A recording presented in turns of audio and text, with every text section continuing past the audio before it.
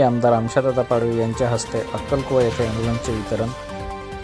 नवनिर्वाचित आमदार आमशादादा पाडवी यांच्या हस्ते विधानसभा अक्कलकुवा दळगाव क्षेत्रात 13 ॲम्ब्युलन्सचे वितरण करण्यात आले। मुख्यमंत्री देवेंद्र फडणवीस, उपमुख्यमंत्री अजित पवार, उपमुख्यमंत्री एकनाथ शिंदे यांचे आमदार आमशा पाडवी यांनी मानले आभार।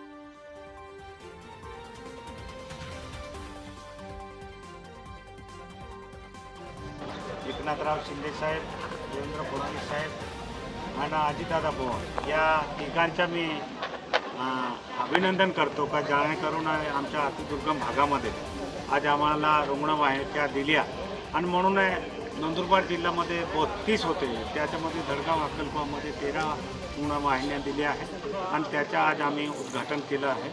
आणि ते या भागातले जे तमाम आरोग्याचे विषय आहेत ते जेणेकरून आम्ही 50% कमी करू, जेणेकरून जे अडचण होती ते दूर होतील।